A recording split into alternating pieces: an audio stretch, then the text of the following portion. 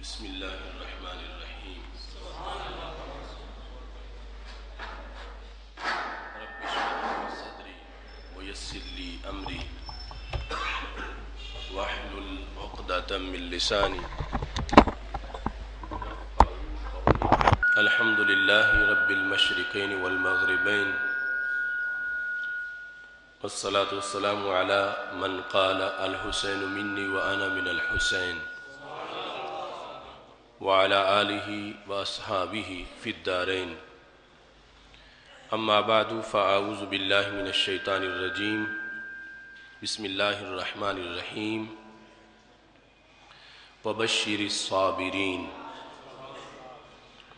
صدق اللہ العظیم وصدق رسولہ النبی الکریم الامین ان اللہ وملائکتہ یصلون علی النبی یا ایہا الذین آمنوا صلوا علیہ وسلموا تسلیما الصلاة والسلام علیکہ یا سیدی یا رسول اللہ وعلی آلکہ واصحابکہ یا حبیب اللہ مولا صلی وسلم دائما ابدا علی حبیبکہ خیر الخلق کلہم منزہ عن شریک فی محاسنہ فجوہر الحسن فیہ غیر منقاسم محمد تاج رسل اللہ قاطبۃ محمد صادق الاقوال والکلم محمد ذکرہ روح لانفسنا محمد شکرہ فرد علی الامم رب صلی وسلم دائما ابدا علی حبیبک خیر الخلق کلہم اللہ تبارک و تعالی جل جلالہ وعم نوالہ واتم برہانہ وعظم شانہ وجل ذکرہ وعز اسمہ کی حمد و ثنا اور حضور سرور کائنات مفخر موجودات زینت بزم کائنات دستگیر جہاں غم گسار زمان سید سروراں حامی بے کساں قائد المرسلین خاتم النبیین احمد مجتبی جناب محمد مصطفیٰ صلی اللہ علیہ وآلہ وصحابہ وبارک وسلم کے دربار گوہر بار میں ہدیہ درود السلام عرض کرنے کے بعد آج خطبہ جمعۃ المبارک کے موقع پر ہماری گفتگو کا موضوع ہے سیدنا امام حسین رضی اللہ تعالیٰ عنہ اور مقامات صبر۔ میری دعا ہے خالق کائنات جل جلالہ حضرت امام علی مقام رضی اللہ تعالیٰ عنہ اور دیگر شہداء کرب و بلا کے مزارات پر کروڑوں رحمت نازل فرمائے اور رب ذوالجلال ہم سب کو ان کے نقش قدم پہ چلنے کی توفیق عطا فرمائے۔ سیدنا امام حسین رضی اللہ تعالیٰ عنہ کی شخصیت اور کردار کے لحاظ سے متعدد موضوعات پہلے ہو چکے ہیں۔ آج کے موضوع کے لحاظ سے تمہیداً ایک حدیث شریف بیان کر کے اور پھر آپ کے کردار میں سے جو وصف صبر ہے اس کے درجات کو انشاءاللہ بیان کریں گے۔ سیدنا امام حسین رضی اللہ تعالیٰ عنہ کی ذات کے لحاظ سے یہ ایک حوالہ جو ذخائر العقبہ فی مناقب ذوی القربہ اس کے اندر امام محب الدین طبری نے ذکر کیا، جن کی تاریخ وفات 694 ہجری ہے۔ حضرت سیدنا عبداللہ بن عباس رضی اللہ تعالیٰ عنہ اس کی روایت کرتے ہیں کہ سید عالم نور مجسم شفیع معظم صلی اللہ علیہ وسلم تشریف فرماتے اور صحابہ کرام رضی اللہ تعالی عنہم پاس بیٹھے تھے. اذ اقبلت فاطمہ تو تبکی، کہ سیدہ فاطمہ رضی اللہ تعالی عنہا حاضر خدمت ہوئیں اور آپ رو رہی تھیں. فقال لها رسول اللہ صلی اللہ علیہ وسلم فدا کے ابو کے ما یبکی کے، فاطمہ تمہارے باپ تجھ پہ قربان، تم کیوں رو رہی ہو؟ فدا کے ابو کے، تجھ پہ تمہارے باپ قربان، تم کس لیے رو رہی ہو؟ سید عالم نور مجسم شفیع معظم صلی اللہ علیہ وسلم، جن کو ساری کائنات فدا کا ابی و امی یا رسول اللہ صلی اللہ علیہ وسلم کہتی ہے، اور ایک موقع پر رسول اکرم صلی اللہ علیہ وسلم نے حضرت سعد رضی اللہ تعالی عنہ کی حوصلہ افزائی کے لیے، کیونکہ وہ بہت اچھے تیر انداز تھے، تو دوران جہاد فرمایا فدا کا ابی و امی یا سعد و ارم، سعد تجھ پہ میرے ماں باپ قربان ہو جائیں، تم اللہ کے رستے میں تیر مارو. اس مقام پر نبی اکرم نور مجسم شفیع معظم صلی اللہ علیہ وسلم نے فرمایا فدا کے ابو کے، اے فاطمہ تجھ پہ تمہارے باپ قربان، ما یبکی کے، کیوں رو رہی ہو، رونے کا باعث کیا ہے؟ قالت ان الحسن والحسین خرجا ولا ادری این باتا، کہ امام حسن اور امام حسین رضی اللہ تعالی عنہما دونوں باہر نکلے تھے، اور اس کے بعد مجھے ان کے بارے میں کوئی اطلاع نہیں، لاپتہ ہیں، مجھے معلوم نہیں کہ انہوں نے رات کہاں گزاری ہے. تو اس واسطے ان کو مفقود پا کے میں پریشان ہوں کہ وہ پتہ نہیں چل رہا کہ کہاں ہے. فقال لها رسول اللہ صلی اللہ علیہ وسلم، تو نبی اکرم نور مجسم شفیع معظم صلی اللہ علیہ وسلم نے سیدہ فاطمہ رضی اللہ تعالی عنہا سے فرمایا لا تبکین، فاطمہ رونے کی ضرورت نہیں. کیوں؟ فرمایا فَإِنَّ خَالِقَهُمَا أَلْطَفُ بِهِمَا مِنِّي وَمِنْكِ، فرمایا اگرچہ میں بھی ان پہ بہت لطف و کرم کرنے والا ہوں، اور فاطمہ تم بھی ان پہ بڑی مہربان ہو، لیکن یہ یاد رکھو ان دونوں کا رب ہم دونوں سے زیادہ ان پہ مہربان ہے. تو پھر رونے کی کیا ضرورت ہے جب ان کا رب، ہماری جو ان سے محبت ہے اور ہماری جو ان پہ مہربانی ہے، اس کے مقابلے میں ہمارے رب کی جو ان پہ مہربانی ہے وہ کہیں زیادہ ہے. فَإِنَّ خَالِقَهُمَا، بے شک ان دونوں کا خالق یعنی امام حسن اور امام حسین رضی اللہ تعالی عنہما کا جو خالق ہے، الطاف بہما، لطف سے سپرلیٹو ڈگری ہے، الطاف بہما منی ومن کے، جو میری ان پہ مہربانی ہے اور فاطمہ جو آپ کی ان کی مہربانی ہے، اس کے مقابلے میں ان کے خالق کی جو ان پہ مہربانی ہے وہ کہیں زیادہ ہے. ثم رفع یدیہ، اس کے بعد نبی اکرم صلی اللہ علیہ وسلم نے ہاتھ اٹھائے اور یہ دعا کی اللہم احفظہما وسلمہما، اے اللہ دونوں کی حفاظت فرما اور دونوں کو سلامت رکھ. یعنی یہ اگرچہ پتہ ہے کہ وہ مہربان ہے اور وہ حفاظت کر رہا ہے، لیکن اس کے باوجود جو ایسے امور کے اندر کثرت شریعت میں مرغوب اور محبوب ہے، فرمایا اللہم احفظہما وسلمہما، دونوں کی حفاظت کر اور دونوں کو سلامت رکھ. فہبت جبریل، تو دعا مانگنے پر جبریل حاضر خدمت ہو گئے. وقال یا محمد صلی اللہ علیہ وسلم، تو جبریل نے آ کر کہا کہ یا رسول اللہ صلی اللہ علیہ وسلم لا تحزن، غم کی کوئی بات نہیں. حضرت فاطمہ رضی اللہ تعالی عنہا کو سرکار فرما رہے تھے رونے کی کوئی ضرورت نہیں، اب جبریل آ کے کہتے ہیں کہ محبوب غم کی کوئی بات نہیں. کیوں؟ فَإِنَّهُمَا فِي حَظِيرَةِ بَنِي النَّجَّارِ نَائِمَيْنِ، کہ دونوں بنی نجار کی پھلواری میں سوئے ہوئے ہیں۔ حزیرہ ان درختوں کی شاخیں کاٹ کے جو باڑ بنائی جاتی ہے، فرمایا بنی نجار کے اس مرکز کے اندر، گلشن کے اندر، اس مقام پر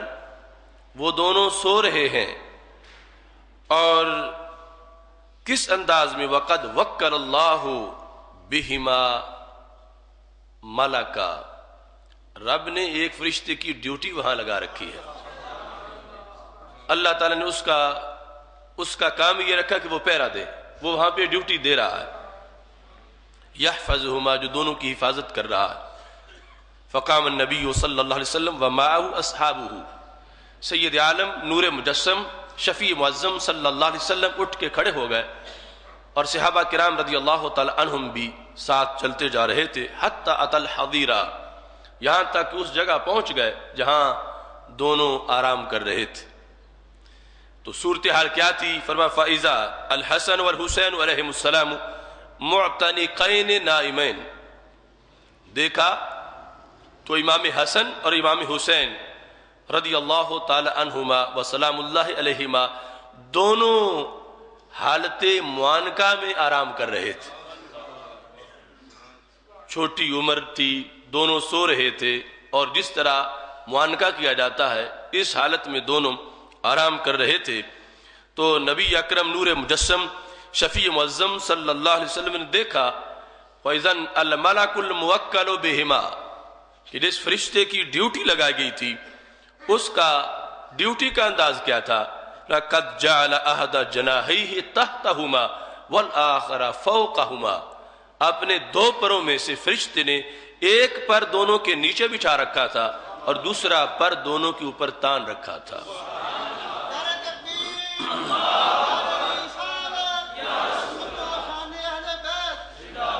ان نورانی پروں کے اندر یہ دونوں شہزادے آرام کر رہے تھے۔ تو سید عالم نور مجسم شفیع معظم صلی اللہ علیہ وسلم نے جس وقت یہ دیکھا فَأَكَبَّ النَّبِيُّ صلی اللہ علیہ وسلم يُقَبِّلُهُمَا، تو سرکار جھکے اور دونوں کا منہ چوم لیا۔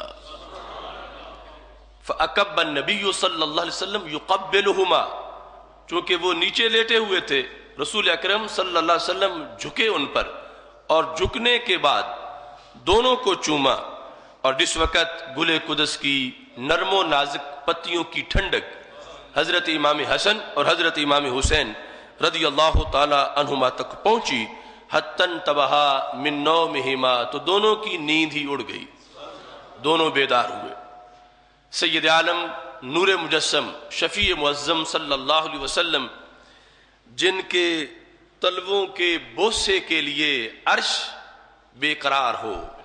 اور جن کے طلبوں کا دھون ہے آب حیات، ہے وہ جان مسیحا ہمارا نبی، وہ رسول صلی اللہ علیہ وسلم، ان کے مقدس ہونٹ اور جس کو تقبیل اور بوسے کا شرف حاصل ہو، اس کا کتنا بڑا مقام اور کتنی بڑی معراج ہے۔ پہلے تذکرہ ملتا ہے، ابن کثیر نے البدایہ میں لکھا ہے کہ جب پہلے دن اسلام کا جلسہ ہوا تھا کعبۃ اللہ کے ساتھ، اور رسول اکرم صلی اللہ علیہ وسلم کی صدارت تھی، اور تقریر حضرت صدیق اکبر رضی اللہ تعالیٰ عنہ کی تھی، اور قریش نے حملہ کر دیا اور حضرت صدیق اکبر رضی اللہ تعالیٰ عنہ بے ہوش ہو گئے۔ اتنا تشدد ہوا، ما یعرف انفہ من وجہہ، رخسار اور ناک کا فرق ختم ہو چکا تھا۔ حضرت صدیق اکبر رضی اللہ تعالیٰ عنہ کو جب ہوش آیا تو امی نے پوچھا کہ درد کہاں کہاں ہے؟ تو کہا ما فعل رسول اللہ صلی اللہ علیہ وسلم، میرا درد نہ پوچھو، مجھے بتاؤ میرے محبوب کا حال کیسا ہے۔ پہلے پہر میں لڑائی ہوئی تھی، پچھلے حصے تک حضرت صدیق اکبر رضی اللہ تعالیٰ عنہ کو جب پھر ہوش آیا تو والد نے آپ کی امی سے کہا کہ انہیں کچھ کھلاؤ پلاؤ، کہ یہ بار بار ہوش آنے پر پھر بھی ہوش ہو رہے ہیں۔ تو حضرت صدیق اکبر رضی اللہ تعالیٰ عنہ نے کہا خدا کی قسم جب تک مجھے میرے محبوب کا دیدار نہ ہو جائے کوئی ایک قطرہ بھی میرے حلق سے نیچے نہیں گزر سکتا۔ تو کہا گیا کہ اب تو مکہ شریف کی گلیوں میں قریش مکہ دندناتے پھر رہے ہیں، اور اس وقت پہنچایا نہیں جا سکتا، رات سناٹا چھائے گا تو تجھے دربار رسالت میں پہنچائیں گے۔ رات جب سناٹا چھا گیا، حضرت صدیق اکبر رضی اللہ تعالیٰ عنہ کو اٹھا کے دار ارقم کے دروازے پہ جب لٹایا گیا تو رسول اکرم صلی اللہ علیہ وسلم اندر سے اٹھ کے تشریف لے آئے۔ وہاں ہے فَأَكَبَّ عَلَيْهِ، سرکار جھکے، فَقَبَّلَهُ، اور اپنے صدیق کا چہرہ چوم لیا۔ حضرت صدیق اکبر رضی اللہ تعالیٰ عنہ کو یہ معراج حاصل ہوئی، سارے غم غلط ہوئے۔ اور یہاں یہ ہے کہ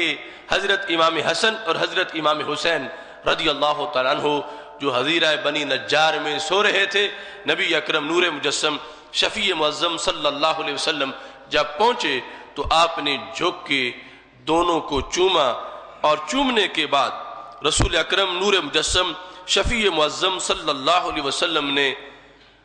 حضرت امام حسن رضی اللہ تعالیٰ عنہ کو دائیں کندھے پہ بٹھا لیا اور حضرت امام حسین رضی اللہ تعالیٰ عنہ کو بائیں کندھے پہ اٹھا لیا۔ تصور کرو، وہ پیکرے پر نور، اللہ کی سرتبہ قدم شان ہے یہ، انسان نہیں انسان، وہ انسان ہے یہ۔ قرآن تو ایمان بتاتا ہے انہیں، ایمان یہ کہتا ہے میری جان ہے یہ۔ رسول اکرم نور مجسم شفیع معظم صلی اللہ علیہ وسلم نے جعل الحسن علی عاتقہ الایمن والحسین علی عاتق الایسر، دائیں کندھے پہ امام حسن رضی اللہ تعالیٰ عنہ کو بٹھایا، بائیں کندھے پہ امام حسین رضی اللہ تعالیٰ عنہ کو بٹھایا، اور مسجد نبوی شریف کی طرف سفر شروع کر دیا۔ فَتَلَقَّاهُ ابو بکر رضی اللہ تعالیٰ عنہ، سامنے سے حضرت صدیق اکبر رضی اللہ تعالیٰ عنہ آ گئے اور کہنے لگے یا رسول اللہ صلی اللہ علیہ وسلم ناولنی احد الصبیین، دونوں شہزادوں میں سے ایک مجھے عطا کر دو، احملہ عنکا، آپ کی طرف سے میں اٹھا لیتا ہوں، ناولنی احد الصبیین احملہ عنکا، اپنے لحاظ سے نہیں، آپ کی طرف سے، دونوں میں سے ایک مجھے دے دو تو آپ کی طرف سے میں بھی اسے اٹھا لیتا ہوں، دونوں اٹھانا یہ اس سے کوئی دشواری نہ ہو، ایک صاحبزادہ مجھے دے دو۔ حضرت صدیق اکبر رضی اللہ تعالیٰ عنہ نے بھی مانگتے وقت فیصلہ سرکار پہ چھوڑ دیا کہ کسی ایک کا نام لے کے میں مانگوں تو ہو سکتا ہے کل دونوں اس وقت آپس میں گفتگو کریں تو ایک دوسرے پر اس انداز سے وہ اپنی ترجیح کو ثابت کریں کہ مجھے تو خود رسول اکرم صلی اللہ علیہ وسلم نے پہنچایا تھا اور تجھے حضرت صدیق اکبر رضی اللہ تعالیٰ عنہ نے اٹھایا تھا۔ انہوں نے بھی نام نہیں لیا، اور نبی اکرم نور مجسم شفیع معظم صلی اللہ علیہ وسلم نے جواب میں کیا کہا؟ فرما نعم المتی متیہما و نعم الراکبان ہما، فرمایا سواری بھی بہت اچھی ہے اور سوار بھی بہت اچھے ہیں، یعنی دونوں میں سے کسی ایک کو بھی رسول اکرم صلی اللہ علیہ وسلم نے اپنے کندھے سے جدا نہیں کیا، دونوں کو کندھوں پہ بٹھا کر سید عالم نور مجسم شفیع معظم صلی اللہ علیہ وسلم آگے بڑھ رہے تھے۔ فرمایا دونوں کی سواری بہت اچھی ہے، دونوں سوار بھی بہت اچھے ہیں، اور ساتھ فرمایا وَأَبُوهُمَا خَيْرٌ مِّنْهُمَا، ان دونوں کے جو ابا جی ہیں وہ دونوں سے زیادہ شان والے ہیں۔ حضرت سیدنا علی رضی اللہ تعالیٰ عنہ ان کے لحاظ سے فرمایا ابوہما خیر منہما، ان دونوں کے جو باپ ہیں وہ ان دونوں سے زیادہ شان والے ہیں۔ نبی اکرم نور مجسم شفیع معظم صلی اللہ علیہ وسلم چلتے آئے حتی تل مسجد، اسی حالت میں کہ دونوں کو کندھوں پہ بٹھایا ہوا تھا، ہمارے آقا صلی اللہ علیہ وسلم مسجد نبوی شریف میں داخل ہو گئے۔ اب داخل ہونے کے بعد جلسہ شروع ہو گیا، مجمع عام، لوگوں کا اجتماع ہے صحابہ کرام رضی اللہ تعالیٰ عنہم کا، اور انداز بڑا عجیب ہے، سرکار ممبر پہ نہیں بیٹھے، آج اپنے قدموں پہ کھڑے ہو کے تقریر کر رہے ہیں۔ حضرت عبداللہ بن عباس رضی اللہ تعالیٰ عنہ کہتے ہیں فقام رسول اللہ صلی اللہ علیہ وسلم علی قدمہ وہما علی عاتقہ، کہ سرکار اپنے قدموں پہ کھڑے تھے اور وہ دونوں سرکار کے کندھوں پہ موجود تھے، یعنی امام حسن رضی اللہ تعالیٰ عنہ امام حسین رضی اللہ تعالیٰ عنہ کو کندھوں پہ بٹھا کر نبی اکرم نور مجسم شفیع معظم صلی اللہ علیہ وسلم نے صحابہ کرام رضی اللہ تعالیٰ عنہ کو خطبہ دیا۔ اس کے اندر ارشاد فرمایا معاشر المسلمین الا ادلکم علی خیر الناس جدا و جدا، اے مسلمانوں جماعت صحابہ، میں تمہیں کیا نہ بتاؤں کہ سارے لوگوں میں نانا اور نانی کے لحاظ سے افضل کون ہے، کہ جن کے نانا جیسا کسی کا نانا نہ ہو اور جن کی نانی جیسی کسی کی نانی نہ ہو، جدا و جدا۔ جس وقت رسول اکرم نور مجسم شفیع معظم صلی اللہ علیہ وسلم نے یہ سوال کیا، قالوا بلا یا رسول اللہ صلی اللہ علیہ وسلم، تو صحابہ نے کہا کیوں نہیں یا رسول اللہ صلی اللہ علیہ وسلم، آپ فرمائیں کہ کون ہے لوگوں میں افضل نانا اور نانی کے لحاظ سے، کہ جن کے نانا جی جیسا کسی کا نانا نہیں ہے اور جن کی نانی جان جیسی کسی کی نانی نہیں ہے، وہ کون ہے؟ قال الحسن والحسین۔ تو سید عالم نور مجسم شفیع معظم صلی اللہ علیہ وسلم نے فرمایا یہ حسن اور حسین ہیں رضی اللہ تعالیٰ عنہما، جن کے نانا جان جیسا کسی کا نانا نہیں ہے اور جن کی نانی محترمہ جیسی کسی کی نانی نہیں ہے۔ اس کے بعد سید عالم نور مجسم شفیع معظم صلی اللہ علیہ وسلم نے تفصیل بیان کی۔ تفصیل میں فرمایا جدہما رسول اللہ صلی اللہ علیہ وسلم خاتم المرسلین۔ جہاں تک نانا کی بات ہے تو ان کے نانا ہے اللہ کے رسول صلی اللہ علیہ وسلم، اور رسول بھی وہ جو آخری رسول ہے، جو آخری رسول ہے، جن کے بعد کوئی رسول نہیں ہوگا۔ تو یہ انہی کا شرف ہے امام حسن اور امام حسین رضی اللہ تعالی عنہما کا، کہ ان کے نانا جی اللہ کے رسول بھی ہیں اور آخری رسول ہیں، آخری نبی ہیں، ان کے نانا جیسا کسی کا نانا نہیں ہے۔ اور ساتھ ہی فرمایا رسول اکرم صلی اللہ علیہ وسلم نے وجدتہما خدیجہ بنت خویلد سیدۃ النساء اہل الجنہ،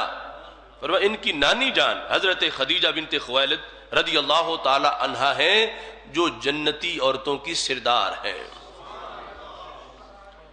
رسول اکرم نور مجسم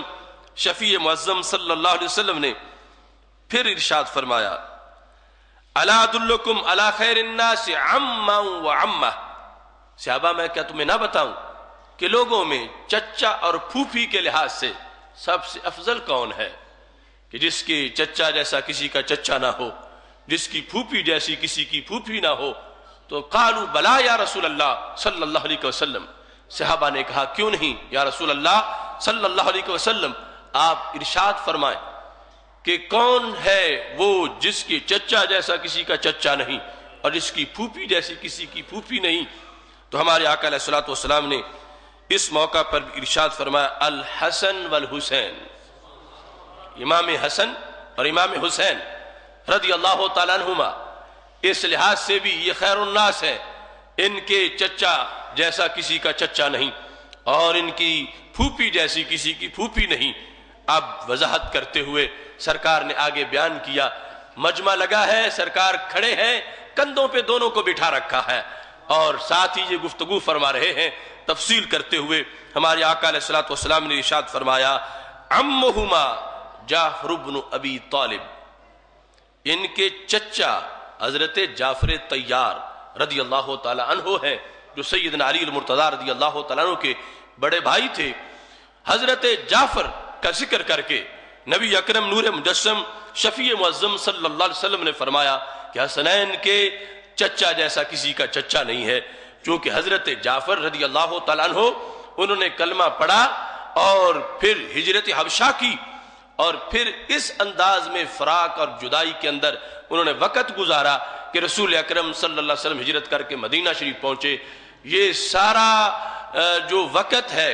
وہ جدائی میں گزر رہا تھا حضرت جعفر طیار رضی اللہ تعالیٰ عنہ کا، کہ جب خیبر فتح ہوا 7 ہجری کا وقت ہے تو حضرت جعفر اس موقع پر مدینہ شریف پہنچے۔ کہاں مکی زندگی میں حبشہ ہجرت کی اسلام کے لیے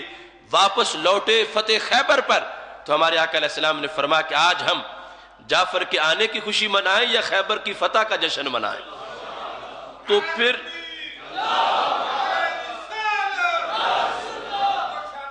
اس سے اگلے سال 8 ہجری میں موتا کے میدان میں چلے گئے اور موتا کے میدان میں شہید ہو گئے۔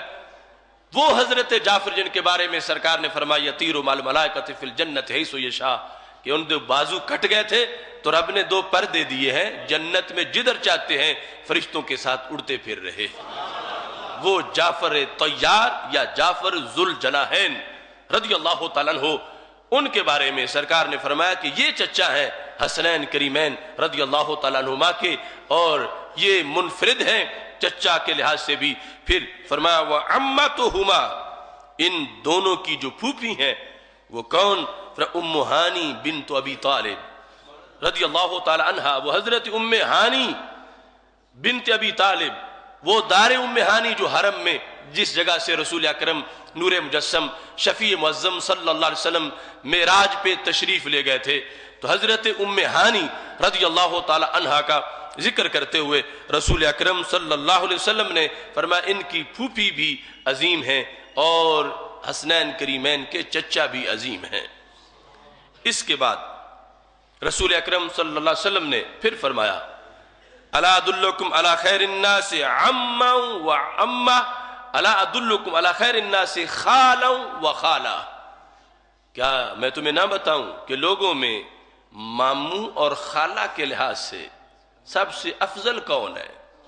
کہ جن کے ماموں جیسا کسی کا ماموں نہ ہو اور جن کی خالہ جیسی کسی کی خالہ نہ ہو؟ قالوا بلا یا رسول اللہ صلی اللہ علیہ وسلم،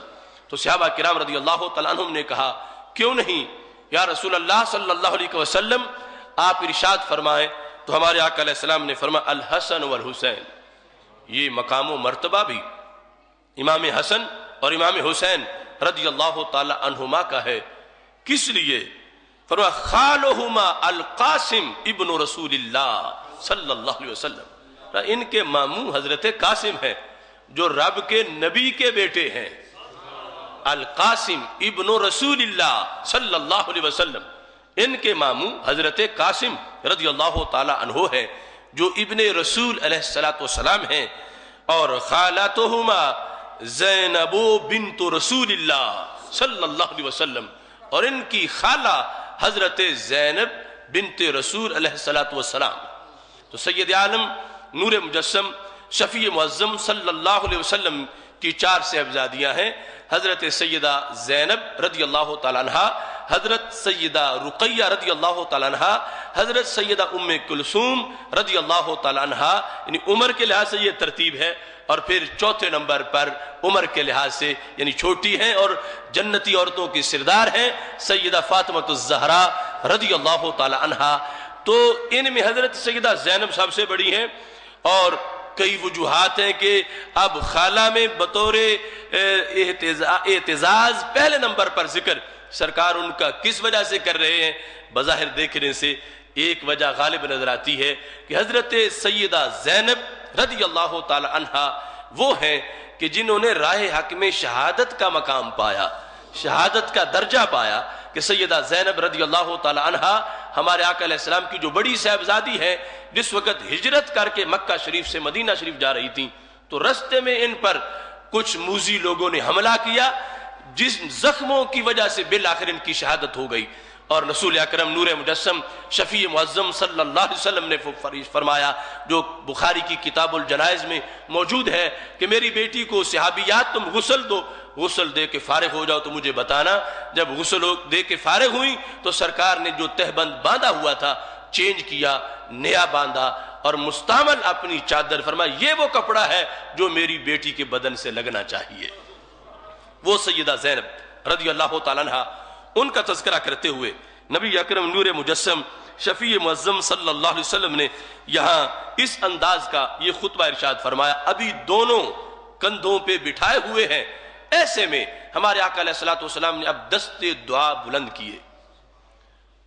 اس وقت سے لے کر قیامت تک کے لیے تمام حالات کو سمیٹ کر نبی اکرم نور مجسم شفیع معظم صلی اللہ علیہ وسلم نے ارشاد فرمایا، اللہ کے حضور یہ دعا مانگی، اللہم انک تعلم ان الحسن والحسین فی الجنہ، رب تو جانتا ہے کہ حسن بھی جنت میں ہے، حسین بھی جنت میں ہے، یہ تیرے علم میں ہے اے اللہ۔ اس کا حوالہ دے کر آگے دعا پھر آئے گی اس حوالے کے ساتھ، رب تو جانتا ہے کہ حسن بھی جنت میں ہے، امام حسن بھی جنتی ہیں، امام حسین رضی اللہ تعالی عنہما بھی جنتی ہیں، پھر وَعَمَّهُمَا فِي الْجَنَّةِ، رب تو یہ بھی جانتا ہے کہ ان کے چچا بھی جنت میں ہیں، وَعَمَّتَهُمَا فِي الْجَنَّةِ، رب تو یہ بھی جانتا ہے کہ ان کی پھوپھی بھی جنت میں ہے۔ اب آگے یہ حوالہ دے کر دعا مانگ دی، وَمَنْ أَحَبَّهُمَا فِي الْجَنَّةِ، پھر جو ان سے پیار کرے وہ بھی جنت میں جائے۔ یعنی کتنا خوبصورت انداز ہے۔ اے اللہ تیرے علم میں ہے کہ یہ دونوں جنتی ہیں،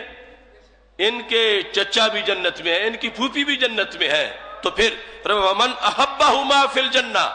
پھر جو ان سے پیار کرے وہ بھی جنت میں ہے۔ یعنی اس کے لیے نبی اکرم نور مجسم شفیع معظم صلی اللہ علیہ وسلم نے قیامت تک کے لیے اس کی دعا میں ہر شخص کو شریک کیا حب اہل بیت کے لحاظ سے، وَمَنْ أَبْغَضَهُمَا فِي النَّارِ، اور جو ان سے بغض رکھے وہ جہنم میں ہے۔ تو سید عالم نور مجسم شفیع معظم صلی اللہ علیہ وسلم نے اس انداز میں یہ اس مقام پر ان شہزادگان کو کندھوں پہ بٹھا کر خطبہ دیا اور ان کی عظمت، رفعت اور انفرادیت کو بیان کرتے ہوئے یہ ساتھ دعا دے دی قیامت تک کے محبین کو کہ جو ان سے پیار کرے گا رب انہیں بھی جنت عطا فرمائے گا۔ اپنا اپنا حصہ ہے، اپنی اپنی قسمت۔ کچھ آج یزید پلید کے قصیدے پڑھتے ہیں، اور ہم کتنے خوش نصیب ہیں کہ رب ذوالجلال نے ہمیں حسنین کریمین کا پیار عطا فرمایا ہے۔ حضرت امام حسن اور حضرت امام حسین رضی اللہ تعالی عنہما کا پیار جو جنت کا باعث ہے، اس کی صداقت کا مظہر اہل سنت و جماعت میں موجود ہے، چونکہ جہاں یہ محبت آتی ہے وہاں کانٹے گلاب بن جاتے ہیں اور ذرے آفتاب بن جاتے ہیں، وہاں شریعت پہ عمل ہوتا ہے، شریعت سے غداری اور سرکشی نہیں ہوتی۔ دعویٰ تو کئی لوگ کرنے والے ہیں حب اہل بیت کا، لیکن یہ یاد رکھیں درخت اپنے پھل سے پہچانا جاتا ہے، جیسا پھل ہوگا پتہ چلے گا کہ درخت کیسا ہے، درخت کا انداز کیا ہے، درخت کی حقیقت کیا ہے۔ تو کربلا سے لے کر لاہور تک حب اہل بیت کا جو درخت ہے اس کے پھل چیک کرو گے تو پتہ چلے گا کہ کہاں حب اہل بیت ہے۔ دوسری طرف دعویٰ تو ہے، مگر اس درخت پہ تمہیں کہیں کوئی داتا گنج اجویری جیسا پھول نظر نہیں آئے گا، اور کہیں بابا فرید جیسا کوئی پکا ہوا پھل نظر نہیں آئے گا، کہیں پیر مہر علی اور پیر جماعت علی شاہ رحمہم اللہ تعالی جیسا کوئی تمہیں منظر نظر نہیں آئے گا، اور کہیں شیر ربانی اور حضرت حافظ الحدیث اور خواجہ کیلانی رحمہم اللہ تعالی جیسا کوئی منظر نظر نہیں آئے گا۔ حب اہل بیت ہو اور اوپر درخت کے تمے لگے ہوئے ہوں، اندرین پکے ہوئے ہوں، تو یہ اس درخت کو حب اہل بیت کا درخت کہنا بھی توہین ہے۔ حب اہل بیت کا شجر کربلا سے لے کر آج تک ہرا بھرا ہے، اور جس کی ہر ٹہنی پہ لاکھوں پھول مسکراتے نظر آ رہے ہیں۔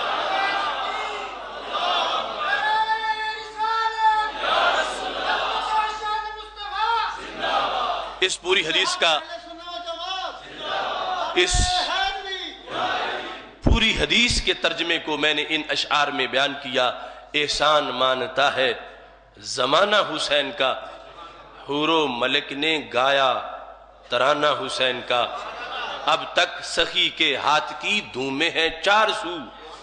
صدیوں سے بٹ رہا ہے خزانہ حسین کا، جس کے قصیدے آیا تطہیر نے پڑھے، ایسا بنایا رب نے گھرانہ حسین کا، چیخا ہے جس کی ضرب سے ہر دور کا یزید،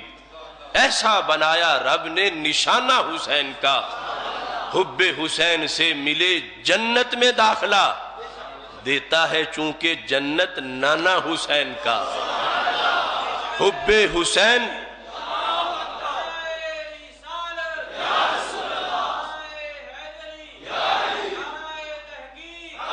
حب حسین سے ملے جنت میں داخلہ،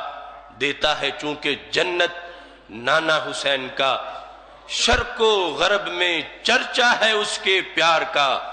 ایک میں ہی تو نہیں ہوں دیوانہ حسین کا، سنی ہوں اس لیے ہوں میں شبیر پہ فدا، پایا ہے عشق میں نے یگانہ حسین کا، آصف بقائے دین ہے کربل کی داستان، یہ فیض بٹ رہا ہے روزانہ حسین کا۔ تو سیدنا امام حسین رضی اللہ تعالی عنہ جن کو نسب کے لحاظ سے اتنی عظمتیں ملی، ان کا کسب، ان کا کردار، وہ اس کے لیے میدان کربلا آج بھی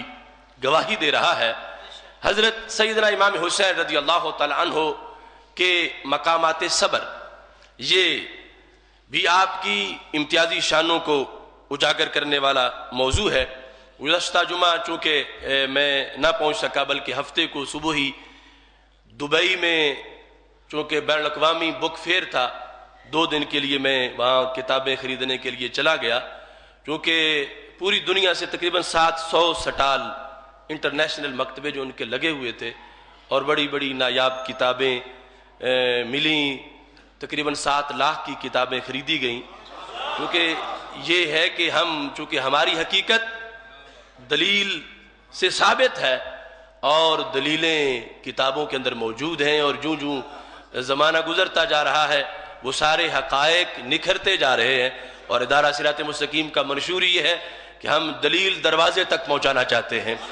اس لحاظ سے یہ ایک طرف دیکھو، لوگ جس وقت بیان کریں تو ان کی دلیل کیا کہتے ہیں، آواز آئی، یہ پتہ نہیں آواز کس کی آئی، دلیل کسی ذاکر کا دوڑا، کسی جاہل کا بنایا ہوا کوئی قصہ، اور دوسری طرف دلیل زبان رسالت سے نکلے ہوئے الفاظ۔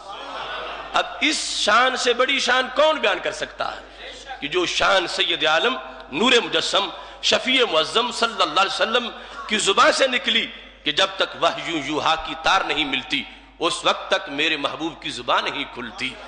اس زبان سے۔ اور یہ سارے چونکہ افکار ہمارے اکابر نے جنہوں نے زندگیاں پگھلائیں، 80 جلد میں کتابیں لکھی، اور لکھی اس لیے کہ بعد میں پیدا ہوں گے پڑھنے والے، اس لیے نہیں لکھی تھی کہ دیمک چاٹ جائے۔ اس واسطے آج ہمیں ضرورت اس امر کی ہے کہ ہم ان تمام حقائق کو فورم پہ لائیں اور مائک پہ بیان کریں، نوکے قلم پہ لائیں، اور یہ ثابت کریں کہ ہماری ماؤں نے ہمیں جو دودھ پلایا اس کے اندر جو صداقت ہے یہ دار ارقم سے چل کے آئی ہے، یہ صفہ سے چل کے آئی ہے، کہ اہل سنت و جماعت کا مسلک گڑا ہوا نہیں ہے، بالواسطہ صحابہ سے پڑا ہوا ہے۔ مقامات صبر کے لحاظ سے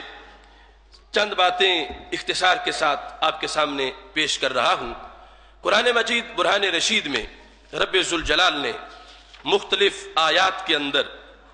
صبر کی حیثیت کو بیان کیا، اور یہاں جو میں نے خطبے میں پڑھی آیت کریمہ وَبَشِّرِ الصَّابِرِينَ، کہ بشارت دے دیں محبوب آپ ان لوگوں کو جو کہ صبر کرنے والے ہیں، انہیں بشارت دے دیں۔ اور پھر خالق کائنات جل جلالہ سورہ نساء میں فرماتا وَأَن تَصْبِرُوا خَيْرٌ لَكُمْ، یہ کہ تم صبر کرو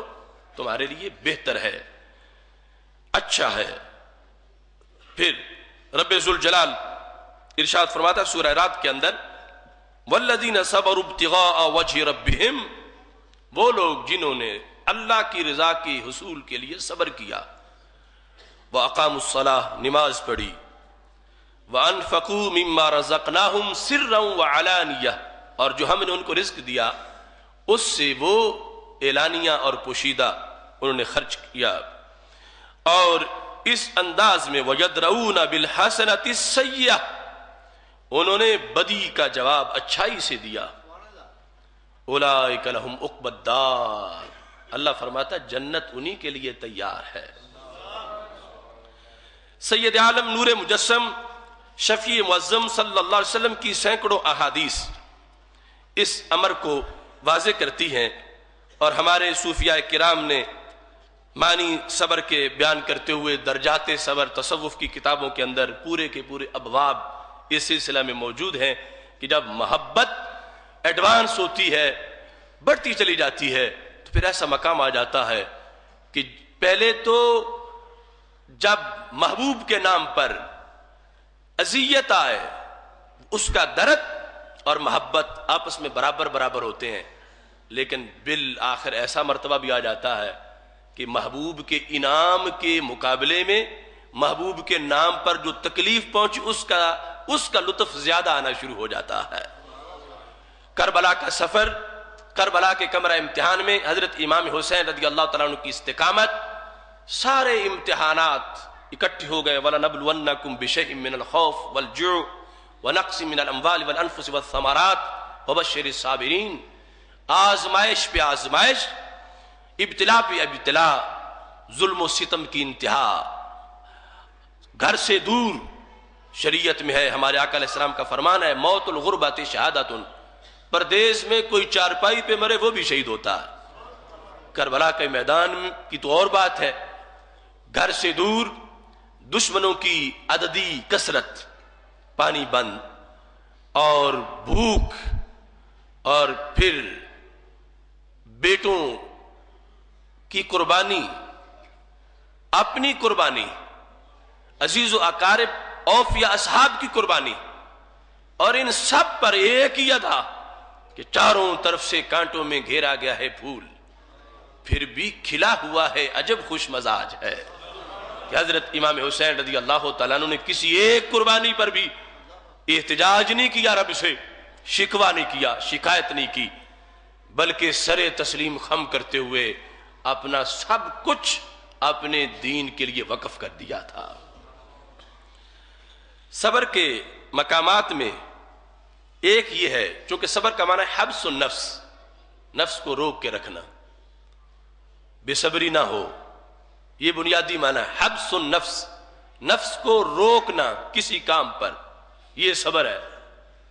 مثال کے طور پر بندہ بیمار ہے، درد بڑا شدید ہے اور دل کرتا ہے کہ میں ہائے کروں، اور اس نے نفس کو روکا ہوا ہے کہ زبان پہ ہائے کا لفظ نہیں لانا، حبس النفس، اپنے نفس کو روکنا۔ روزہ رکھا ہوا ہے، دل کرتا ہے گرمی ہے، پیاس ہے، میں پانی پی لوں، تو صبر کیا ہے؟ حبس النفس، نفس کو روکنا کہ میں پانی نہیں پیوں گا، اسی حالت میں اپنے آپ کو روک کے رکھوں گا۔ معاشرے میں عریانی ہے، فحاشی ہے، فلمیں ہیں اور بے حیائی ہے، اور کسی کا دل کر رہا ہے کہ میں دیکھ لوں، لیکن اس نے اپنے آپ کو روکا ہوا ہے نہ دیکھنے پر کہ میں اپنی آنکھ کو گندا نہیں ہونے دوں گا، میں اپنی آنکھ کا شیشہ ستھرا رکھوں گا۔ تو یہ صبر ہے کہ اس نے اپنے آپ کو روک کے رکھا ہے۔ اس طرح ہزاروں شعبہ جات ہیں صبر کے لحاظ سے، تو ان میں ایک صبر کیا ہے؟ حبس النفس لے مصیبت، مصیبت کی وجہ سے، مصیبت آ گئی ہے، اس پر اپنے نفس کو روک کے رکھنا کہ وہ شکوہ شکایت نہ کرے۔ قرآن کہتا ہے الذین اذا اصابتهم مصیبہ قالوا انا للہ وانا الیہ راجعون۔ یہ صابرین کی آگے تعریف کی، صابر کون ہوتے ہیں کہ جب ان پر مصیبت آ جائے تو وہ کہتے ہیں انا للہ وانا الیہ راجعون، کہ ہم اللہ کے ہیں اور اللہ کی طرف ہی ہم جانے والے ہیں۔ اور جس وقت مصیبت کے آنے پر، تھوڑی سی مصیبت بھی ہو، یہاں تک کہ چراغ گل ہو جائے، اس پر بھی انا للہ پڑھنے کا حکم ہے، کانٹا چبھے اس پر بھی انا للہ پڑھنے کا حکم ہے، اور اس پر رب ذوالجلال اجر دیتا ہے۔ یہاں تک کہ سید عالم نور مجسم شفیع معظم صلی اللہ علیہ وسلم کا فرمان صحیح مسلم میں موجود ہے، ام المومنین سید عائشہ صدیقہ رضی اللہ تعالیٰ عنہ ارشاد فرماتی ہیں قال رسول اللہ صلی اللہ علیہ وسلم ما من مصیبہ یصاب بها المسلم الا کفر بها عنہ حتی الشوک یشاکها۔ فرمایا انسان کو، مسلمان کو جب کرم ہو رہا ہو پھر تو فضل ہے، لیکن مسلمان کی پانچوں گھی میں ہے۔ کیوں؟ فرمایا اگر مصیبت آ جائے اور وہ مصیبت پہ صبر کرے تو سرکار نے فرمایا کانٹا چبھنے پر بھی رب بندے کے گناہ جھاڑ دیتا ہے۔ کہ جسے کانٹا چبھا تو اس نے صبر کیا، اور کانٹا چبھنے پر اس نے احتجاج نہیں کیا اللہ سے، کانٹا چبھنے پر اس نے صبر کیا۔ سرکار فرماتے ہیں یہ کانٹا بھی گناہوں کا کفارہ بن گیا۔ ایک طرف کانٹا گناہوں کا کفارہ بنے اور جس کے نہ ہوں درجات کی بلندی کا سبب بنے، اور دوسری طرف یزیدیوں کے نیزے اور شمر مردود کے حملے، اور کربلا کے میدان کے اندر ہر ستم اور ظلم کی آزمائش کے مقابلے میں حضرت امام حسین رضی اللہ تعالی عنہ کا صبر اس مصیبت کے مختلف پہلوؤں پر جس کے اندر ہزاروں قسم کی آزمائشیں ہیں، تو اللہ تعالیٰ فرماتا ہے وَبَشِّرِ الصَّابِرِينَ، بشارت پہلے دے دی گئی صبر کرنے والوں کو۔ اور امام حسین رضی اللہ تعالیٰ عنہ نے ان مصائب پر صبر کر کے یہ بتایا کہ ہم آل رسول علیہ السلام اپنے انداز میں دین کا تجربہ کر کے امت کو بتائیں گے کہ کل کوئی یہ نہ کہے کہ انہیں بلا وجہ جنتی جوانوں کا سردار بنا دیا گیا۔ وہ کربلا کو دیکھیں، انہیں پتا چلے کہ یہ کام ہی سرداروں والے کرنے والے ہیں۔ ایک کو پھر صبر سے تعبیر کرتے ہیں، دوسرا اس میں حبس نفس کیا ہے اس کو شجاعت سے تعبیر کرتے ہیں۔ مثال کے طور پر جنگ ہو رہی ہے اسلام کے لیے اور بندہ بھاگتا نہیں، ڈٹ جاتا ہے، یہ بھی صبر ہے، اس کا نام علیحدہ ہے شجاعت۔ ایک صبر مصیبت پر، ایک صبر دشمنوں کے حملوں پر، اور اس کے اندر محاربت کے اندر جس وقت وہ صبر کرے تو اسلام اس کو شجاعت کا نام دیتا ہے۔ وَإِن كَانَ فِي مِسَاكِ الْكَلَامِ سُمِّيَ كِتْمَانًا، کسی کے پاس کوئی راز کی بات ہو اور بار بار خیال آئے کہ میں بتا دوں، بات لوگوں میں زہر کر دوں، لیکن پھر بھی اپنے نفس کو جو روک کے رکھے تو پھر شریعت اس کو کتمان کا نام دیتی ہے۔ وَإِن كَانَ عَنْ فُضُولِ الْعَيْشِ سُمِّيَ زُهْدًا، انسان روزانہ اچھا کھا سکتا ہے، اتنے سورسز ہیں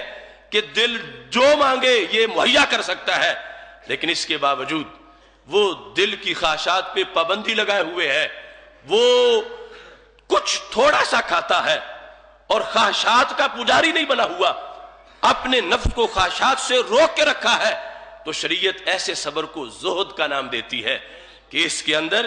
یہ صلاحیت زہد والی ہے۔ اگرچہ سورسز سارے تھے کہ جس طرح کے وہ کھانے کھانا چاہے، کپڑے پہنا چاہے، اپنے آرائش و زبائش اور رہائش کے لحاظ سے جو کرنا چاہے کر سکتا ہے، لیکن اس نے اپنے آپ کو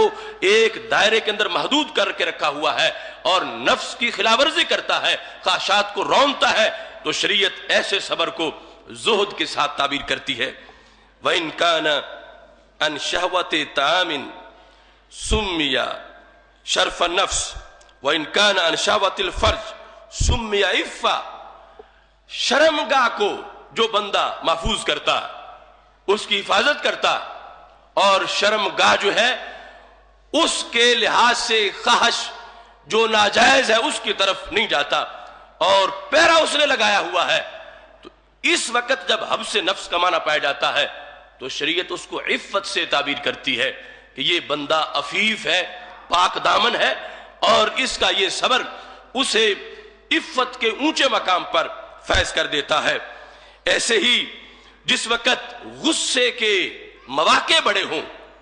غصے کے اسباب بڑے ہوں کہ بندے کو غصہ آ جائے اور وہ بے قابو ہو جائے، اس کے باوجود حبس نفس کرے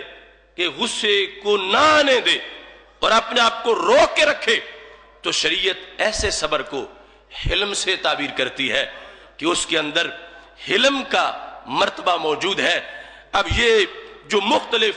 صبر کی اقسام ہیں ان کو سامنے رکھ کر حضرت امام حسین رضی اللہ تعالیٰ عنہ کا سفر اول سے لے کر آخر تک اور سفر کے مراحل کے دوران ان کے عظیمت کے جو درجات ہیں ان میں اگر آپ غور کرو گے، وہ صبر جسے شجاع کہیں وہ بھی اس عہد کے لوگوں میں امام حسین میں پہلے نمبر کا تھا۔ وہ صبر جس کو آپ تعبیر زہد سے کریں وہ اس وقت کے لوگوں میں امام حسین جب کربلا میں موجود تھے وہ صبر پہلے نمبر کا تھا۔ وہ صبر جس کو آپ کتمان یا عفت کے ساتھ، حلم کے ساتھ تعبیر کریں، وہ صبر بھی حضرت سیدنا امام حسین رضی اللہ تعالی عنہ کے کردار سے ثابت ہوتا ہے کہ رب ذوالجلال نے ان کو کتنا واضح انداز میں عطا فرما رکھا تھا۔ ہر آزمائش، ہر مرحلہ سامنے آیا، ایسے ایسے مواقع بھی کہ جب عام بندہ غصے میں بے قابو ہو جائے اور اس وجہ سے کوئی نقصان کر بیٹھے۔ حضرت امام حسین رضی اللہ تعالیٰ عنہ نے بے وفاؤں کی بے وفائیاں دیکھیں، خط لکھ کے بلانے والوں کی بدعہدیاں دیکھیں، ان کے برے کردار دیکھے، زہری محبت کا مظاہرہ کرنے والوں کو پشت پھیر کے لوٹتے دیکھا۔ ان سارے احوال کے اندر امام حسین رضی اللہ تعالیٰ عنہ نے نہ ان سے شکایت کی ہے نہ مولا سے شکایت کی ہے۔ اپنا جو کام تھا، مشن تھا، اس کے پیش نظر جب پوچھا گیا کہ کیوں جا رہے ہو، قد امرنی بامر امرنی رسول اللہ صلی اللہ علیہ وسلم بامر، میں نے خواب میں اپنے نانا جی کو دیکھا ہے، میرے نانا صلی اللہ علیہ وسلم نے میری ایک ڈیوٹی لگائی ہے، میں وہ ڈیوٹی نبھانے کے لیے کربلا میں آ گیا ہوں۔ حضرت سیدنا امام حسین رضی اللہ تعالیٰ عنہ نے اسی صبر کے پیش نظر آخری رات جو خطاب کیا تھا، 9 اور 10 محرم الحرام کی درمیانی رات کو، جو الکامل میں بھی موجود ہے، البدایہ میں بھی موجود ہے، سیر اعلام النبلاء کے اندر بھی موجود ہے، تاریخ طبری میں بھی موجود ہے، کہ آپ نے سارے اوفیاء اصحاب کو اکٹھا کر کے اور اپنے اہل بیت کے رجال مرد جو تھے ان کو بٹھا کے آپ نے فرمایا انطلقوا قد اذنت لکم، چلے جاؤ، میں نے تمہیں چھٹی دے دی ہے، صبح 10 محرم ہے، ان یزیدیوں کے لیے میں اکیلا کافی ہوں۔ دیکھو صبر امام حسین رضی اللہ تعالیٰ عنہ کا۔ عام صورتحال ہوتی تو فرماتے کہ پہلے ہی تھوڑے ہیں، اب انہیں تو آج میں حلف لوں ان سے کہ قسم اٹھاؤ کہ جب نیزے لگیں گے تو میرے بھاگنا نہیں ہے، حلف دو مجھے کہ تم واپس نہیں جاؤ گے۔ لیکن یہاں صورتحال کیا ہے؟ فرمایا میں نے خود ہی چھٹی دے دی ہے، تم چلے جاؤ، اور چھٹی رات کو میں نے اس لیے دی ہے کہ رات تمہاری معاون بن جائے تمہارے جانے میں، کہ دن کے وقت اگر چھٹی دیتا تو تمہیں یزیدیوں سے بھی شرم آتی کہ کیا کہیں گے کہ ساتھ آئے تھے اور واپس جا رہے ہیں۔ میں نے رات کو چھٹی دی ہے کہ اب تمہیں دیکھے گا کوئی نہیں، اندھیرے میں نکل جاؤ۔ یہ ہے ان کا حوصلہ، یہ ہے صبر، استقامت کا بلند مقام۔ سب کو خود چھٹی دے رہے ہیں، اور وہ جو ساتھ پہنچے تھے وہ چھٹی منظوری نہیں کر رہے۔ ایک تم ہی تو نہیں ہو محبت میں خستہ حال، اس راستے میں اور بھی آشفتہ سر ملے، کہ حسین اگر دین کو تم اپنا سر دینا چاہتے ہو تو تمہارے قدموں پہ ہم اپنا سر قربان کرنا چاہتے ہیں۔ اس مقام پر سب نے یہ کہا نقیکم بے جباہنا و بے نحورنا فاذا متنا فقد قضینا ما علینا، ہم نہیں جائیں گے، ہم لڑائی کریں گے، آپ کا دفاع کریں گے، تیر کھائیں گے، اپنے ماتھوں پہ کھائیں گے، اپنے سینوں میں کھائیں گے، اور جب ہم مر گئے، شہید ہو گئے، روح نکل گئی، ہم سمجھ لیں گے اب چھٹی کا وقت آ گیا، اس سے پہلے ہم چھٹی لینے والے نہیں۔ حضرت امام حسین رضی اللہ تعالی عنہ نے اس موقع پر اپنی عظیم ہمشیرہ سیدہ زینب رضی اللہ تعالی عنہ سے جو گفتگو کی تھی، اور ان سے جو حلف لیا تھا صبر پر، وہ الفاظ بھی سند کے ساتھ سیرت کی کتابوں میں موجود ہیں۔ جس وقت فرمایا تھا اقسم علیک، میری بہن میں تمہیں قسم دے کے کہتا ہوں، حلف اٹھاؤ مجھے، لا تشقی علی جیبا ولا تخمشی علی وجہا ولا تنادی بالویل۔ کل جو صورتحال سامنے آ رہی ہے، جس طرح کے حالات ہوں گے، ان حالات کا جو نتیجہ ہے وہ ہمیں نظر آ رہا ہے، اور جب ہمارے لاشیں تڑپ رہے ہوں گے تو بے صبری نہیں کرنی۔ حلف دو کس چیز کا؟ کہ تم اپنے چہرے پہ تماچا نہیں مارو گی۔ حلف دو لا تشقی جیبا، کہ تم اپنا گریبان نہیں پھاڑو گی۔ حلف دو مجھے اس بات کا کہ تم ہائے ہائے نہیں کرو گی۔ ویل کے ساتھ لا تنادی بالویل، یہ ساری باتیں حضرت امام حسین رضی اللہ تعالی عنہ کے ان مقامات صبر کو واضح کرتی ہیں کہ خود صبر کیا، اور پھر خواتین اہل بیت رضی اللہ تعالی عنہن کو صبر کی تلقین بھی کی، حلف بھی لیا، اور پھر چشم فلک نے دیکھا سارے امتحانات ہوئے ہیں، حضرت امام حسین رضی اللہ تعالیٰ عنہ کے ہاتھ سے صبر کا دامن کبھی بھی چھوٹنے نہیں پایا۔ اس واسطے ایک مرتبہ ہے ترک الاختیار قبل القضاء، کہ قضاء سے پہلے اختیار کو ترک کر دینا۔ دوسرا ہے سرور القلب بمر القضاء، قضا کڑوی لگے تو دل کو سرور آئے. تیسرا ہے فقدان المرارت بعد القضاء، چھری چل جائے تو جتنی پہلی کڑوی لگتی تھی وہ بھی کڑوی نہ لگے. پہلا مرتبہ جو تسلیم و رضا کا ہے، امام حسین اس میں بھی کامیاب، جو دوسرا ہے اس میں بھی کامیاب،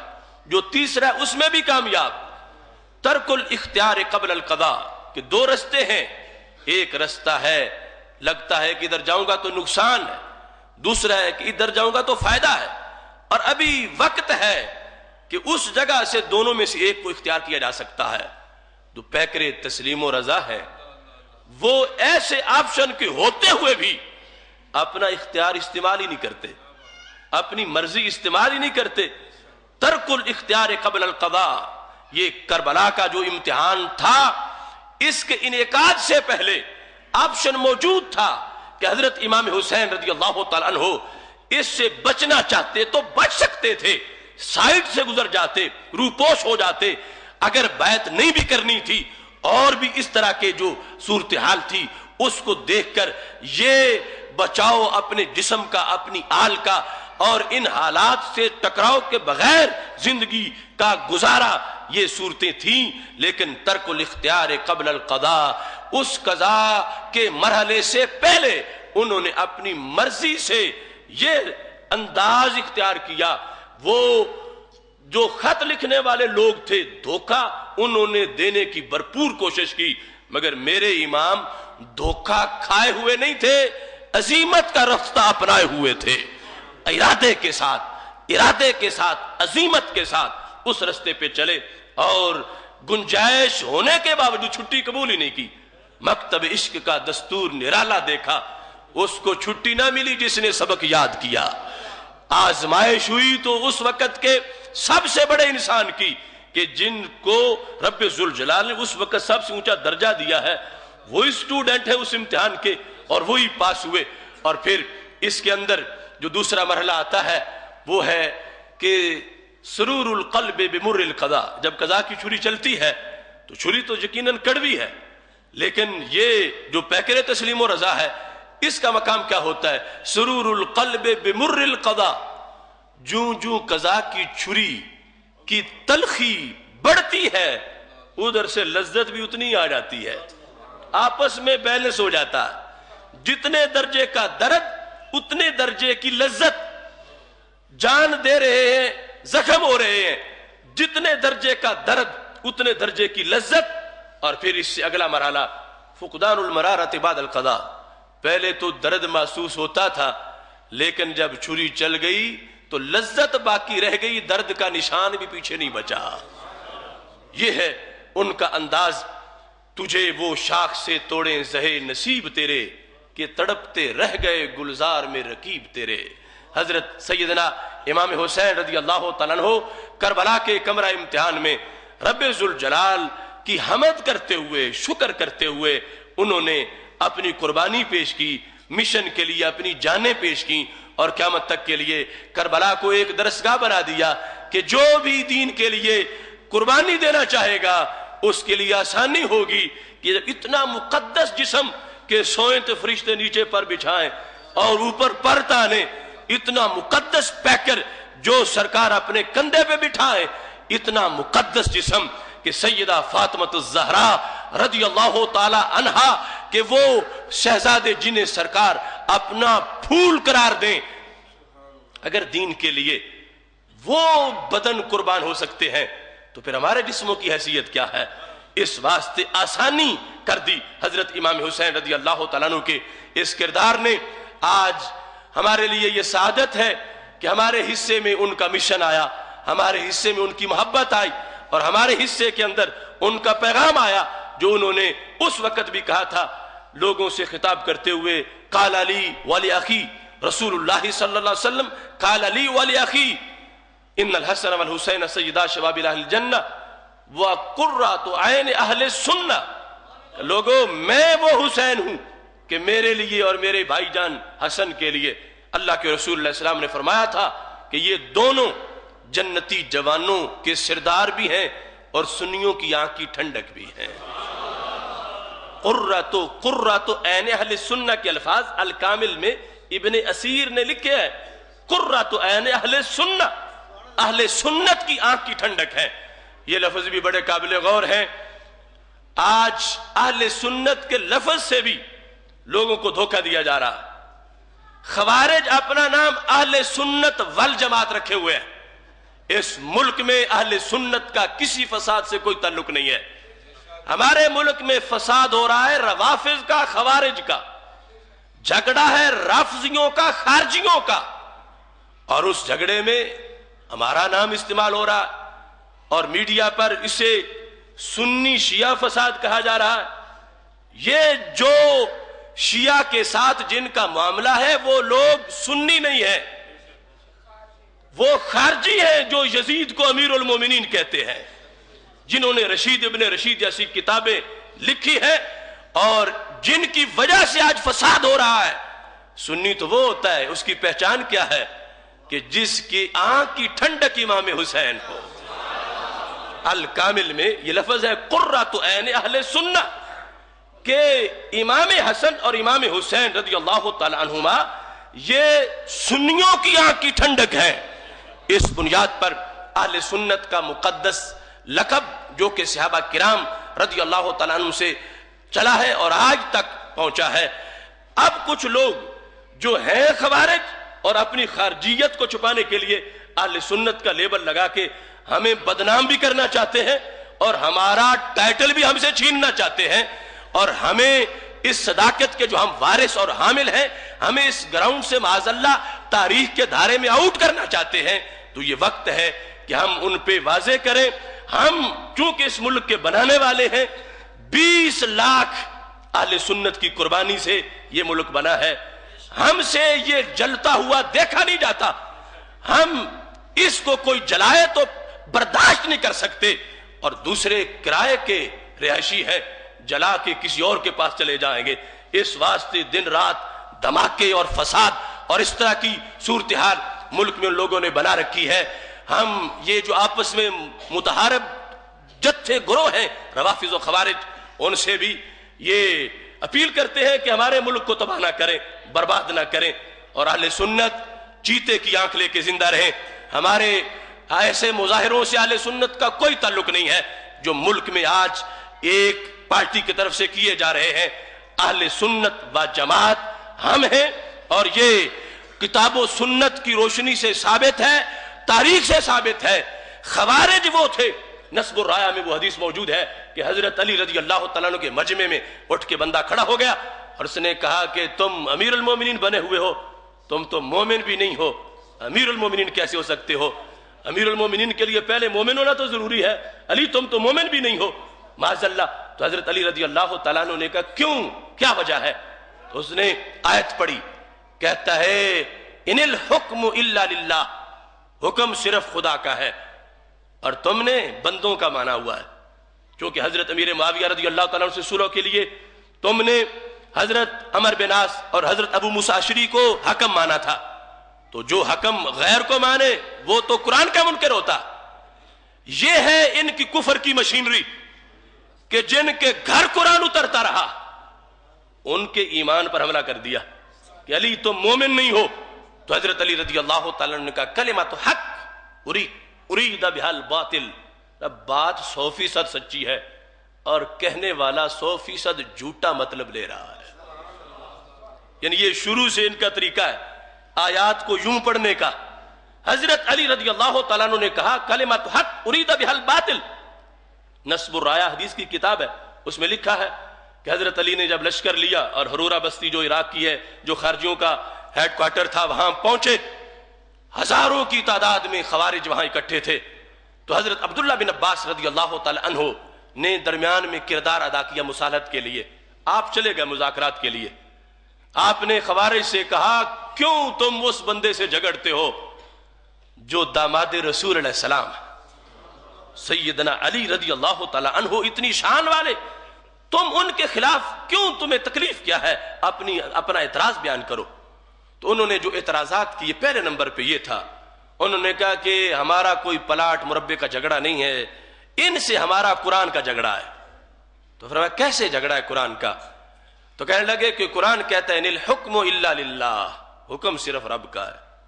اور یہ رب کے حکم کے علاوہ بندوں کا حکم بھی مانے پھرتے ہیں، تو معاذ اللہ یہ تو شرک کر رہے ہیں۔ حکم صرف اللہ کا ہے، ان الحکم الا للہ، حکم صرف اللہ کا ہے، تو انہوں نے کیوں بندوں کا مانا ہے؟ اس واسطے ہم انہیں مومن ہی نہیں مانتے۔ تو حضرت عبداللہ بن عباس نے جواب دیا، سوچ کے قرآن پڑھو، اندھے بنے ہوئے ہو۔ ان الحکم الا للہ جس قرآن میں ہے، اس قرآن میں یہ آیت بھی ہے۔ کون سی؟ جب میاں بیوی کا جھگڑا ہو جائے تو پھر حکم من اہلہ و حکم من اہلہا، ایک حکم مرد کی طرف سے آ جائے، ایک حکم عورت کی طرف سے آ جائے۔ ان خفتم شقاق بینہما فابعثوا حکما من اہلہ و حکما من اہلہا۔ حضرت عبداللہ بن عباس نے فرمایا ایک حکم ہو، قرآن کہہ رہا ہے، ایک حکم ہو مرد کی طرف سے اور ایک ہو عورت کی طرف سے۔ فرمایا تم مجھے یہ بتاؤ، ایک گھر کے مسئلے میں دو حکم ماننے جائز ہوں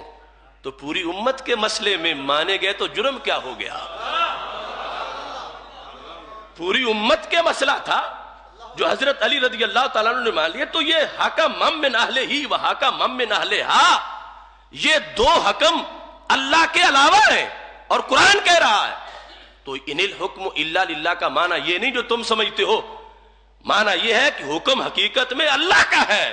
لیکن رب کے شریعت کے شرطوں کے مطابق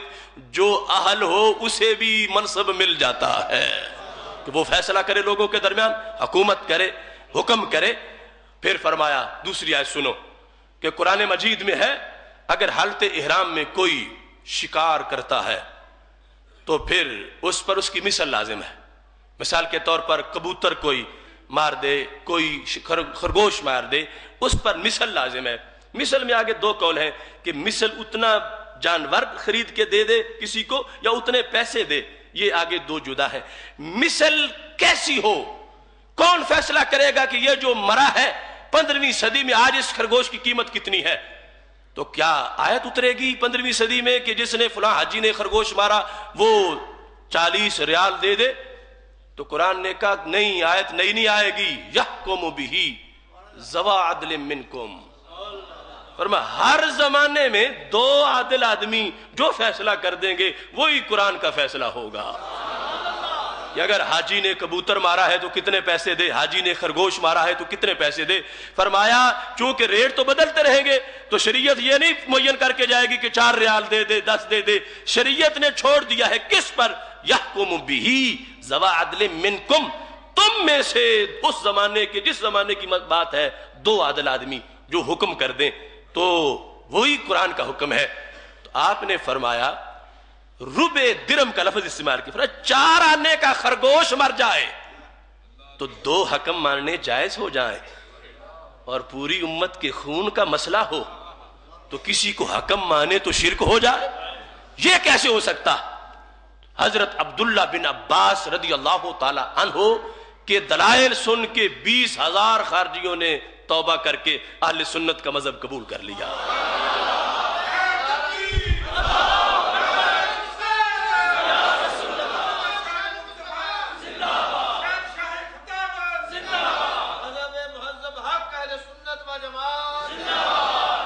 تو اس واسطے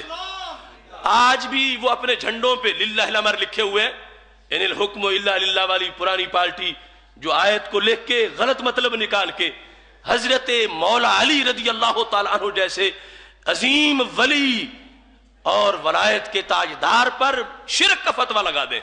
اور کفر کا فتویٰ لگا دیں، اور قرآن کے ذریعے سے کہ ہم قرآن پڑھ رہے ہیں، یہ اس وقت سے وارداتیں ہو رہی ہیں اور آج تک یہ سلسلہ جاری ہے۔ چونکہ ہم اہل سنت و جماعت ہیں، امن والے ہیں، پرامن ہیں، اور اس وقت یہ آگ ملک میں لگانے والے ہمیں اس کے اندر دھکیل رہے ہیں ہمارا نام استعمال کر کے، اور اس کے زیر اثر دیگر سازشوں کے ذریعے سے۔ ہم اس ملک کے بانی ہیں، ہمارے اکابر نے بنایا ہے، ان لوگوں نے تو اس وقت یہ فتوے دیے تھے کہ اگر بن گیا تو ہماری داڑیاں مونڈ دینا، یہ کر دینا، وہ کر دینا، اس طرح کی صورتحال چل رہی تھی۔ اور اس وقت گاندھی کے چرنوں میں بیٹھ کے نعرے لگا رہے تھے جس وقت ہمارے آباء و اجداد پاکستان بنا رہے تھے۔ تو یہ اکھنڈ بھارت والے جنہوں نے آج سے دل سے پاکستان کو قبول ہی نہیں کیا، ان کو تو کوئی نہیں کہ شہروں کے شہر تباہ ہو جائیں، جو کچھ ہو جائے، لیکن یہ وطن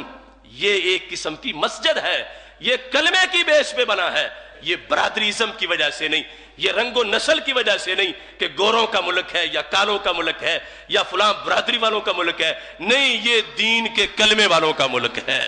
اس واسطے اس کی حفاظت یہ اس وقت سر فہرست ہمارے سامنے ہے کہ جو لوگ فتنہ پروری کر رہے ہیں، ہم انہیں سمجھا رہے ہیں کہ یہ ملک جلانے والی چیز نہیں۔ پوری دنیا میں جو غیر مسلم طاقتیں ہیں ان کی آنکھوں میں پاکستان کھٹکتا ہے، کیونکہ اس کی بیس ہے لا الہ الا اللہ محمد الرسول اللہ۔ یعنی پاکستان کے دشمن،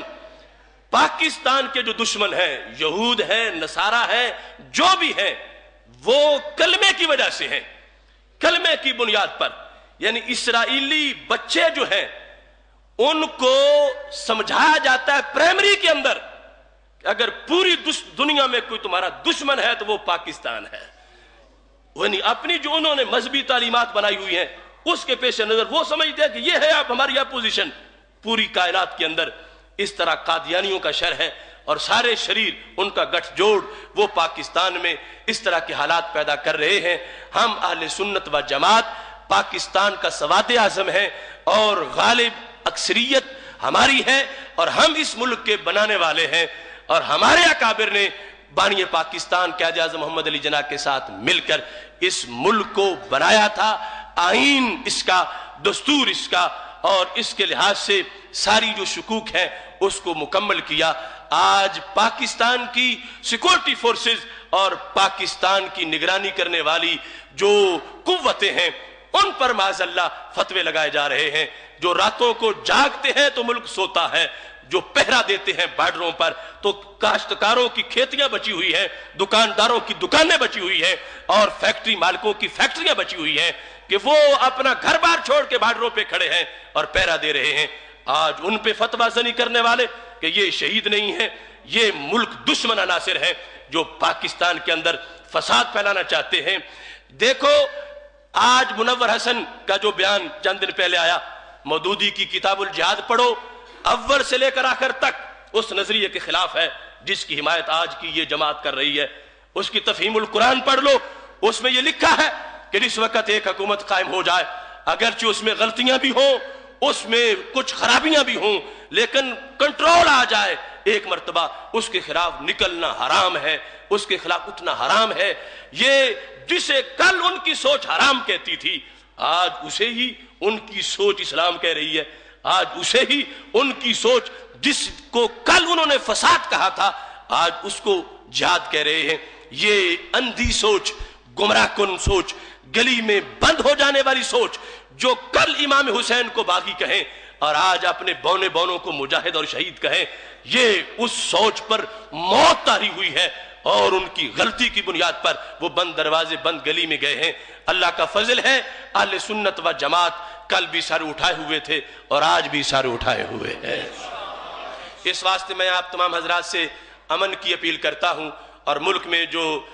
فرقہ وارانہ فساد، دہشت گرد لوگ جو کاروائیاں کر رہے ہیں ان کے مقابلے میں ہمارا چونکہ گھر ہے، ہمارا حق بنتا ہے کہ ہم اس میں آگ بجھائیں اور آگ لگانے والوں کو کنٹرول کرنے والی جو طاقتیں ہیں ہم ان کا ساتھ دیں۔ اللہ تعالیٰ اس ملک کو سلامت رکھے، خدا کرے نہ خم ہو سر وقار وطن، اور اس کے حسن کو اندیشہ ماحوسال نہ ہو۔ یہاں جو پھول کھلے کھلا رہے برسوں، یہاں خزاں کو گزرنے کی بھی مجال نہ ہو۔ وآخر دعوایا ان الحمدللہ رب العالمین۔